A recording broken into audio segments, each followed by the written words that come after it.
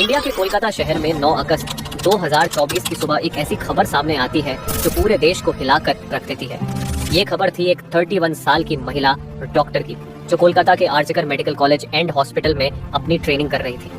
Hospital जैसे सुरक्षित माने जाने वाले जगह पर इस महिला डॉक्टर का मर्डर एंड रेप होना काफी चौंकाने वाला। यहाँ पे ड्यूटी करने से डर रहे हैं। हम लोगों को सेफ्टी चाहिए, सिक्योरिटी चाहिए। This is not human. We want justice. You can't accept it. You can't accept this kind of crime in this country. We are afraid of going out. It is not one day situation. This is what we feel every day. Extremely disappointed, extremely hurt. हम लोग यहाँ सुबह से wait कर रहे हैं, सब लोग, स्टाफ, नर्स, डॉक्टर, सब लोग। का खुलासा तब हुआ जब डॉक्टर के डेथ बॉडी का पोस्टमार्टम किया गया। इस रिपोर्ट ने लोगों की रूह तक को हिला दिया, क्योंकि यह मामला सिर्फ एक मर्डर का नहीं था, बल्कि इससे कहीं ज्यादा खौफनाक केस था। पोस्टमार्टम रिपोर्ट में खुलासा हुआ कि उस डॉक्टर की हत्या गला घोंट कर की गई थी, इतनी ताकत से कि उनका थायराइड कार्टिलेज तक टूट गया था। इस हत्या के पहले डॉक्टर ने अपनी जान बचाने के लिए कोशिश किया था। इसका सबूत उनके शरीर पर मिले कई निशानों से मिला। सबसे डरावना सच तब सामने आया जब डॉक्टर के प्राइवेट पार्ट्स पर घावों के निशान पाए गए। इससे साफ हुआ कि यह सिर्फ मर्डर का मामला नहीं था, बल्कि ये रेप के बाद किया गया एक खौफनाक हत्याकांड था। हॉस्पिटल के परिसर में इतनी बड़ी घटना हो जाती है और किसी को कान खबर तक नहीं होती।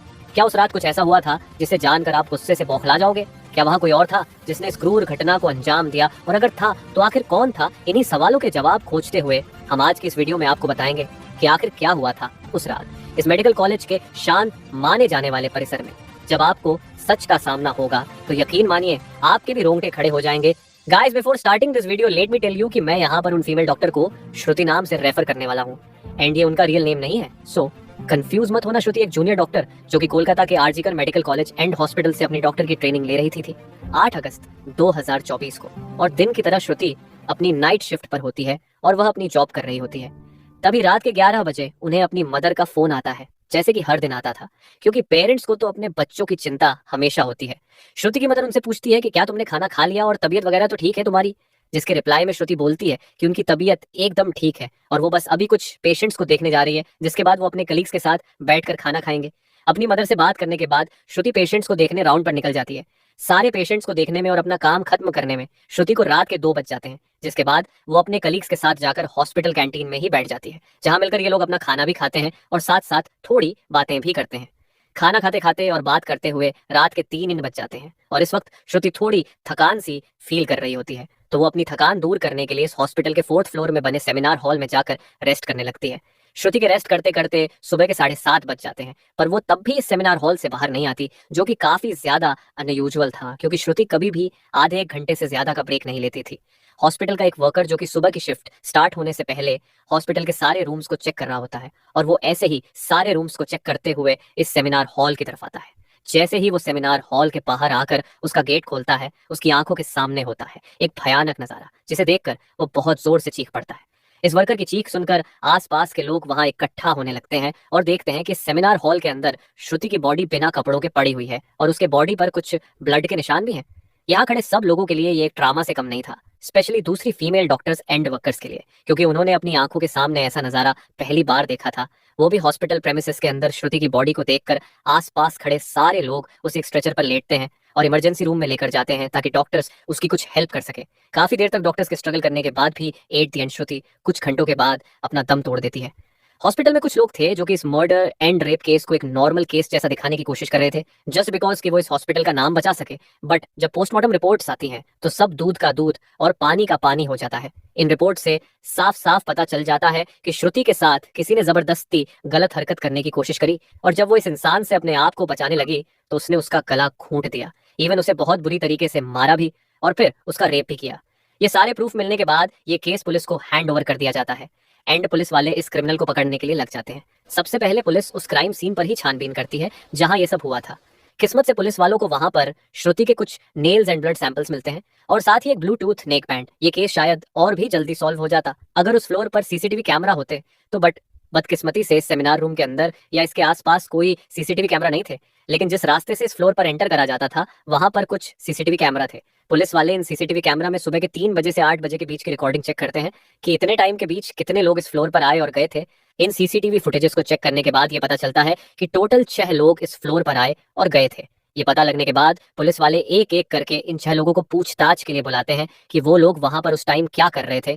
और इन लोगों को इस बीच यहाँ कुछ भी अजीब दिखा कि नहीं, इन लोगों से पूछताछ के दौरान पुलिस वाले उनके फोन का ब्लूटूथ भी ऑन करके चेक करते हैं कि जो ब्लूटूथ हेडसेट उन्हें मिला था वो इनमें से किसका था, क्योंकि आपको पता होगा ही कि एक बार अगर आप किसी ब्लूटूथ डिवाइस से अपना फोन पेयर करते हो तो अगली बार वो उससे इजीली कनेक्ट हो जाता है। और फाइनली पुलिस वालों की ये ट्रिक काम भी आती है, क्योंकि ये ब्लूटूथ नेक बैंड इन 6 लोगों में से एक आदमी के फोन से कनेक्ट हो जाता है, जिसका नाम था संजय रॉय, जो कि एक सिविल वॉलंटियर था। सिविल वॉलंटियर वो लोग होते हैं जो कि पुलिस के अंडर काम करते हैं और उनकी हेल्प करते हैं छोटे मोटे कामों को मैनेज करने में। लाइक आपने बहुत सारे फेस्टिवल्स अनऑथराइज्ड पार्किंग या भीड़ भाड़ वाले एरिया में देखा होगा कि कुछ ब्लू कलर की यूनिफॉर्म्स पहनकर ऑफिसर्स खड़े रहते हैं, जिनका काम होता है कि विदाउट एनी रीजन कहीं पर भी ज्यादा क्राउड इकट्ठा ना हो। तो अब पुलिस वालों को अपना पहला कातिल मिल चुका था, जिसके बाद वो संजय रॉय से और गुस्से से पेश आने लगते हैं। बट संजय पुलिस वालों की किसी बात का भी जवाब नहीं दे रहा होता, क्योंकि वो काफी ज्यादा नशे की हालत में था।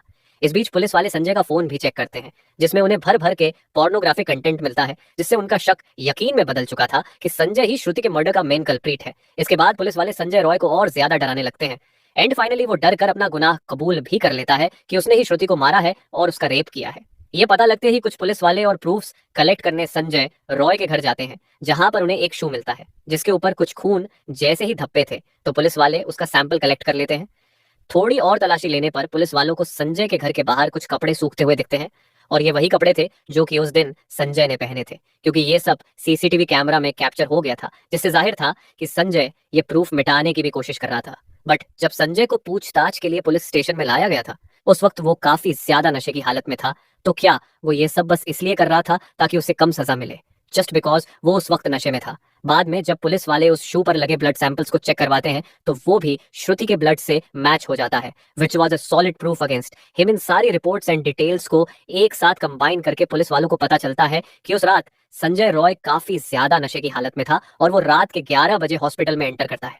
संजय अक्सर उस हॉस्पिटल में नाइट शिफ्ट किया करता था, तो उसे यहाँ की काफी अच्छी नॉलेज भी थी कि कहाँ पर कैमरा है और कहाँ पर नहीं। तो वो आराम से इस हॉस्पिटल के 4th फ्लोर पर जाकर बैठ जाता है, क्योंकि वो नहीं चाहता था कि कोई उसे ज्यादा नशे की हालत में देखे, वरना वो अपनी जॉब से हाथ धो सकता था। 4th फ्लोर पर आते ही वो अपना आराम से सो जाता है। जब उसकी आंख खुलती है तब तक सुबह के 3 बज चुके थे। तभी संजय की नजर श्रुति पर पड़ती है, जो कि रेस्ट करने सेमिनार हॉल में जा रही थी। श्रुति को अकेला देखकर संजय के इरादे बिगड़ने लगते हैं। वो पहले काफी देर तक इस फ्लोर के चक्कर लगाने लगता है, ये कंफर्म करने के लिए कि कोई यहाँ पर ज्यादा आ तो नहीं रहा। जब उसे लगता है कि हाँ उसका रास्ता साफ है, तो वो 4 बजे सेमिनार हॉल के अंदर एंटर करता है और फिर वहां से 4:45 पर बाहर आता है। इन 45 मिनट्स तक श्रुति के साथ इस आदमी ने क्या क्या किया होगा और वो कितने पेन से गुजरी होगी, ये सोचकर ही किसी का भी दिल सहम जाएगा। स्पेशली श्रुति के पेरेंट्स, जिन्होंने इतनी उम्मीद से और सैक्रिफाइसेस करके अपनी बच्ची को डॉक्टर बनने भेजा था, एंड श्रुति अपने पेरेंट्स की अकेली बेटी थी, तो उनके लिए तो ये किसी सदमे से कम नहीं होगा। एंड गाइस, ये केस अभी भी क्लोज नहीं हुआ है और 23 अगस्त तक संजय राय को कस्टडी में रखा जाएगा। इस कातिल इंसान के साथ क्या होना चाहिए आप कमेंट में जरूर बताना, और इस केस रिलेटेड जानकारी देखने के लिए चैनल सब्सक्राइब करें। Thank you.